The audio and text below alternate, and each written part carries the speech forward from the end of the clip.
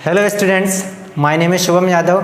Welcome to my YouTube channel Shubham academy पर आप सभी का स्वागत है। जैसा कि आप सभी को पता है, हमारे विज्ञान के पार्ट 10 के लेक्चर्स चल रहे हैं। उसमें मैं प्रकाश का परावर्तन के पूरे लेक्चर्स पढ़ा चुका हूं, जिसमें हम पढ़ चुके हैं प्रकाश के परावर्तन के नियम, है ना, दर्पण के बारे में पढ़ चुके हैं, दर्पण से कैसे प्रतिबिंब बनता है, ये सब भी पढ़ चुके हैं। यदि आप लोगों ने वो परावर्तन के लेक्चर्स नहीं देखे हैं तो आप यूट्यूब में सर्च करें शुभम एकेडमी या हैशटैग शुभम एकेडमी। वहाँ पर आप जाकर के शुभम एकेडमी चैनल में प्लेलिस्ट बनी हुई है हिंदी मीडियम की, वहाँ से आप जाकर के देख सकते हैं। और आज से हम पढ़ने वाले नेक्स्ट बहुत ही इंपॉर्टेंट नेक्स्ट टॉपिक, जिसमें हम पढ़ेंगे प्रकाश का अपवर्तन। अभी तक हम सारे लेक्चर्स किस में पढ़ रहे थे? परावर्तन के बारे में पढ़ रहे थे, और आज हम पढ़ेंगे कुछ नया इंटरेस्टिंग टॉपिक जो अपवर्तन के बारे में है। ठीक है, तो परावर्तन क्या होता था बेटा? परावर्तन की बात कर लेते हैं। परावर्तन होता था, एक चमकदार सतह होती थी, प्रकाश की किरण आती थी और फिर टकराने के बाद कहाँ चली जाती थी? जिस माध्यम से आती थी उसी माध्यम से चली जाती थी। लेकिन ये हो गया परावर्तन। लेकिन आज डिस्कस होने वाला है अपवर्तन के बारे में। एक नया कहानी ये देख पा रहे हैं, ये है अपवर्तन। देखो, जब प्रकाश, ये मान लो कोई प्रकाश की किरण आ रही है, मान लो बल्ब से आ रही है या सूरज से आ रही, प्रकाश की किरण आई। देखो, ये अब यहाँ पर चमकदार सतह नहीं है। एक तो चमकदार का मतलब एक तरफ चमकदार थी, दूसरी तरफ पॉलिश्ड थी, ऐसा नहीं है। यहाँ दर्पण का उपयोग नहीं हो रहा है। कोई भी सतह, मान लो पानी होता है, पानी है ना, और कांच का बर्तन है, सब जगह अपवर्तन हो जाता है। जैसे ग्लास में भरा हुआ है पानी, मान लो उसमें हम कांच का ग्लास है, ये कांच का ग्लास है, ठीक है, इसमें पेन डुबोते हैं तो यहाँ पे थोड़ी सा टूटा हुआ पेन नज़र आता है, लगता है अंदर से टूट गया है, ऐसा लगता है ना। घरों में ऐसे हम कांच की गिलास में मान लो लकड़ी डाल दें तो जहाँ से लकड़ी क्या रहती है, डूबी रहती है, वो लकड़ी वहाँ से लगेगी टूट गई है। पानी में हम हाथ डालते हैं तो लगेगा हमारा हाथ मुड़ा हुआ है अंदर ऐसे की तरफ, लेकिन ऐसा होता है कि ओरिजिनल में नहीं होता। हमारा हाथ टूटा रहता है, अंदर नहीं टूटा रहता। पानी में उंगली डालें तो ऐसा लगेगा कि अंदर मुड़ी हुई है। ये सब किसके कारण हो रहा है? प्रकाश के अपवर्तन के कारण हो रहा है। होता क्या होगा इसमें, क्या बात होती होगी? बहुत सारे ऐसी चीज़ें हमने देखी, जैसे हम मान लो नदी में गए तो नदी में हमने पैर डाला अपना तो पैर मुड़ा हुआ नज़र आएगा। बाहर से देखेंगे तो पैर लगेगा अंदर से मुड़ गया है, लेकिन ऐसा होता है कि मुड़ा रहता है? नहीं, सीधा पैर रहता है। वो होता क्यों है? प्रकाश के अपवर्तन के कारण होता है। इसमें क्या होता होगा, आइए हम देखते हैं। क्या होता है कि जब प्रकाश की किरण किसी सतह पर पड़ती है, जैसे ये पानी की सतह है, मान लो ये सतह कौन सी है? पानी की सतह है, पानी की सतह, ठीक है ना, पानी की सतह है। मान लो प्रकाश की किरण पड़ी तो क्या होती थी? वो परावर्तन में क्या होती थी? चली जाती थी जिस माध्यम से आ रही। मान लो ये हवा से आ रही है प्रकाश की किरण, अब पानी दूसरा माध्यम हो गया, यहाँ पर पानी हो गया, तो पानी से टकराने के बाद कहाँ चली जाती है? अपने अभिलंब की ओर मुड़ जाती है। ये है अभिलंब। अभिलंब उसमें हुआ करता था, इसमें भी अभिलंब है, ये है अभिलंब, है ना। लेकिन अभिलंब से क्या चली जाती थी? आपतन कोण परावर्तन कोण क्या हो जाता था? बराबर, परावर्तन कोण के बराबर हो जाता था। यहाँ पर क्या हो रहा है? यहाँ भी अपवर्तन कोण बराबर रहेगा, लेकिन क्या होगा? जो एक माध्यम से आएगी दूसरे माध्यम में चली जाएगी भाई साहब, उसी माध्यम में वापस नहीं जाएगी। बहुत ही सरल परिभाषा है। जब प्रकाश की किरण किसी एक माध्यम से आती है, ध्यान से सुनना, इसकी परिभाषा बता रहे हैं अपवर्तन की। जब प्रकाश की किरण किसी एक माध्यम से आती है और किसी सतह पर पड़ने के बाद दूसरे माध्यम में चली जाती है, यहाँ पर देखो वापस नहीं गई, दूसरे माध्यम में चली गई, अपने अभिलंब की ओर मुड़ करके दूसरे माध्यम में चली गई, ठीक है। दूसरे माध्यम में जब चली जाती है तो वो अपवर्तन कहलाता है। यदि बाहर आ जाती है तो वो दर्पण का काम करता, ठीक है। यहाँ पर दर्पण का काम नहीं कर रहा है पानी, प्रकाश की किरण अंदर ही चली गई, समझ गए? पानी के जैसे पानी में पड़ी प्रकाश की किरण तो वापस आ जाना चाहिए तो दर्पण हो जाता, लेकिन क्या हो गया? प्रकाश की किरण अंदर ही चली गई, दूसरे माध्यम में चली गई। तो इसकी परिभाषा लिख लो, फिर और क्लियर अच्छे से बताते हैं। थोड़ी सा कंफ्यूजिंग हो गया ये, है ना, क्योंकि बहुत सारी बातें हम नई नई आ गई, पानी की कहावत, गिलास की बातें। तो पहले इसकी परिभाषा लिख लो, परिभाषा के बाद अपन थोड़ी सा डिस्कस करेंगे अपवर्तन के बारे में। परिभाषा लिखो, जब प्रकाश की किरण किसी एक माध्यम से आती है, ठीक है, एक माध्यम से आती है और किसी सतह पर टकराने के बाद दूसरे माध्यम में चली जाती है। किसमें? दूसरे माध्यम में चली जाती है। बहुत ही सरल है। उसे प्रकाश का अपवर्तन कहते हैं। प्रकाश का अपवर्तन कहते हैं। लिख लें सभी ये वीडियो पॉज करके। क्या कहते हैं? जब प्रकाश की किरण किसी एक माध्यम से आती है, माध्यम मतलब जिसमें कोई सफ़र कर रहा हो। जैसे माध्यम का मतलब बहुत सारे बच्चे माध्यम में कंफ्यूज हो जाते हैं कि ये माध्यम है क्या। माध्यम बेटा जैसे हमारे, मान लो मुझे कहीं जाना है, ठीक है ना, यहाँ से कहीं 5 किलोमीटर दूर जाना है, तो मैं बाइक लेके जाऊँगा, तो बाइक मेरा माध्यम हो गया जिसके सहारे हम चल रहे हैं। तो प्रकाश की किरण किसी के सहारे चलेगी, तो एक माध्यम मान लो हवा से आती है और दूसरा माध्यम हो गया पानी में अब जाएगी, तो पानी हो गया माध्यम जाने के लिए, है ना, समझ गए। तो एक माध्यम से आती है और दूसरे माध्यम में चली जाती है सतह से टकराने के बाद। बहुत ही सरल है। इसका जो चित्र है ये बना लो। इसमें एक अभिलंब होता है, ये प्रकाश की किरण आई और ये चली गई दूसरे माध्यम में, समझ गए।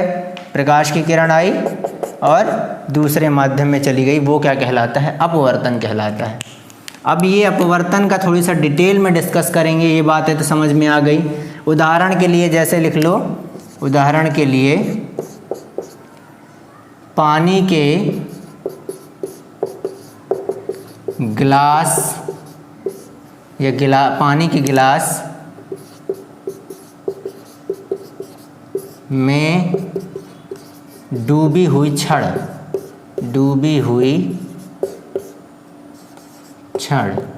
एक छड़ मान लो डूबी हुई है गिलास में, तो टूटी हुई दिखेगी, तो वो अपवर्तन हो रहा है उसमें, समझ गए। तो और इसमें थोड़ा सा डिटेल में डिस्कस करेंगे। लिख लो ये, आज अपवर्तन के बारे में ही इंट्रोडक्शन चलेगा, इसके बाद इसमें आगे हम बढ़ेंगे। तो अपवर्तन में नेक्स्ट इंट्रोडक्शन क्या होने वाला है कि अपवर्तन होता कैसे होगा, इसमें क्या क्या थोड़ी से नियम लगते हैं। अपवर्तन के लिए कुछ नियम लगते हैं, ठीक है ना। तो कुछ नियम जो हैं अपवर्तन के लिए, क्या क्या इसमें चीज़ें हैं वो अपन समझ लेते हैं। मान लेते हैं ये एक सतह है और ये अभिलंब है। अभिलंब उसमें भी होता था परावर्तन में, और ये प्रकाश की किरण है। तो ये क्या हो गया? ये हो गया अभिलंब। भाई इन चीज़ों के बारे में पता होना ज़रूरी ना, जैसे उसमें आपतित किरण होती थी, ये हो गया अभिलंब। और ये इसमें भी आपतित किरण है। कौन सी किरण है? आपतित किरण, ठीक है। और ये जो किरण दूसरे माध्यम पे जा रही है, नीचे जा रही है, ये हो गई अपवर्तित। कौन सी किरण? अपवर्तित किरण। कौन सी किरण है भाई साहब? अपवर्तित किरण, ठीक है। ये हो गया दूसरा माध्यम, ये हो गया पहला माध्यम। तो पहला माध्यम मान लो हवा है, हवा में जा रही थी, दूसरा माध्यम पानी है, ठीक है। तो हवा से गई और पानी में नीचे की तरफ चली गई। तो ये हो गया इनके बीच आपतित किरण और अभिलंब के बीच बनने वाला आपतन कोण कहलाता है। कौन सा कोण कहलाता है? आपतन कोण। कौन सा कोण? आपतन कोण कहलाता है, ठीक है। अभिलंब और आपतित किरण के बीच में बनने वाला कोण आपतन कोण, और अपवर्तित किरण और अभिलंब, ये अभिलंब है, अभिलंब के बीच में बनने वाला कोण आर से ही दर्शाते हैं, लेकिन इसका नाम क्या होगा? अपवर्तन कोण। कौन सा कोण है? अपवर्तन कोण। अपवर्तन, ये थोड़ा सा परिचय बहुत ज़रूरी है, सारी चीज़ें बिल्कुल पता होना ज़रूरी है। दूसरा माध्यम पानी, पहला माध्यम हवा, ये हो गया अभिलंब, सीधी रेखा अभिलंब, ये आपतित किरण, ये अपवर्तित किरण, ये आपतन कोण, ये अपवर्तन कोण। समझ में आया सभी को? तो ये चीज़ें हो गई। अब थोड़ी सा जो नियम की बात मैं कह रहा था, ये तो इंट्रोडक्शन हो गया, इनका परिचय हो गया। ये परिचय बहुत ही ज़रूरी, तभी तो हम आगे समझ पाएंगे। अब इसमें एक नियम है थोड़ा सा, कि जब प्रकाश की किरण, एक बहुत ही नियम है, 2 नियम है कि अपवर्तन में क्या होना ज़रूरी है। तो 2 नियम लिख लो। पहला नियम, जब प्रकाश की किरण, पहले लिख लो फिर इसमें थोड़ा सा डिस्कस करेंगे। जब प्रकाश की किरण विरल से सघन, अभी ये दो नए शब्द है, इसका मतलब बताते। सघन माध्यम की ओर जाती है, सघन माध्यम की ओर जाती है तो अभिलंब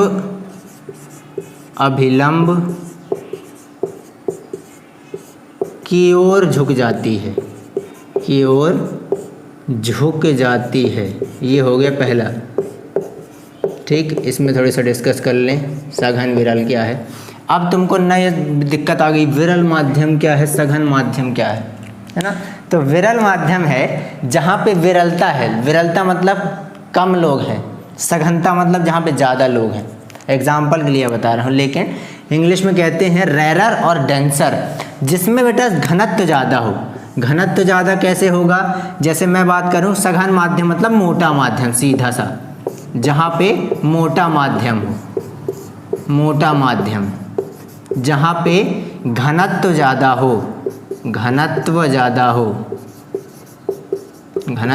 हो, वो सघन माध्यम। मोटा माध्यम, मान लो इधर पे मैं पानी की बात कर रहा था, तो पानी और हवा की बात कर रहे थे, तो पानी क्या हो गया, सघन माध्यम। और विरल माध्यम मतलब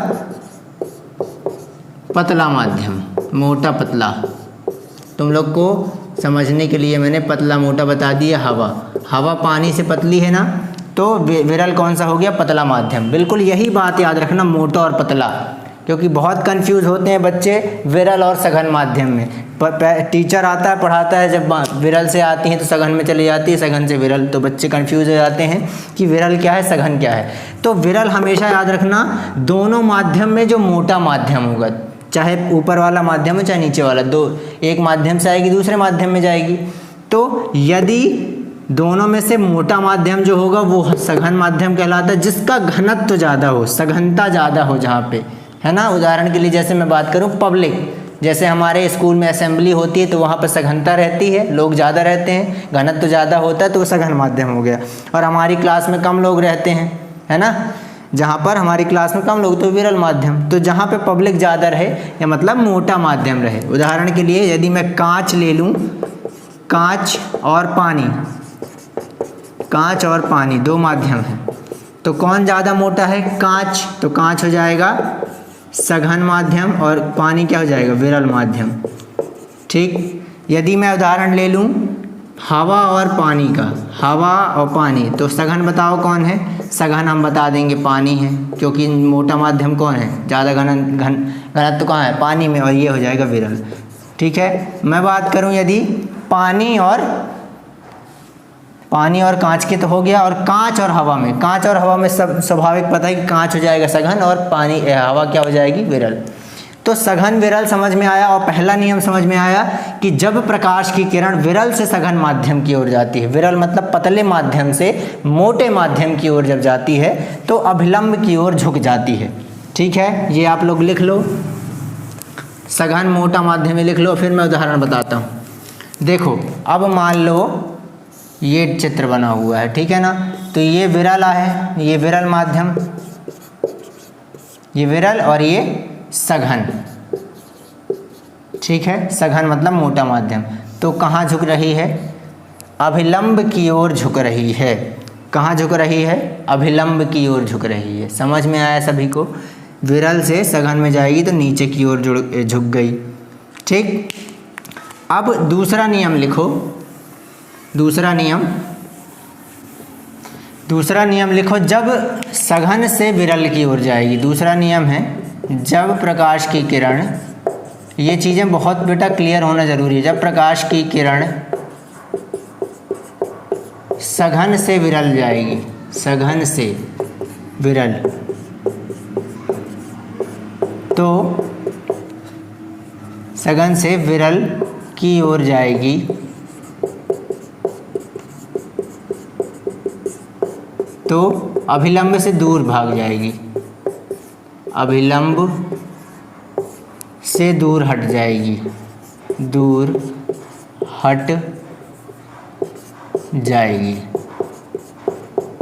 ठीक है, अब मान लेते हैं ये हो गया कांच, इसको कांच ले लेते हैं, और इस तरफ क्या है, हवा, नीचे की तरफ हवा है, और ये है मान लो कांच का एक आयताकार डिब्बा है। ठीक है, कांच का आयताकार डिब्बा है, यहाँ से आ रही है प्रकाश की किरण कांच से, ये आई कांच से आई ऊपर से, और तो क्या हो जाएगा, विरल में जा रही है। ये कौन सा माध्यम हो गया, सघन कांच का, थोड़ी सा और बड़ा बना लेते हैं अपन, कांच का एक आयताकार डिब्बा है।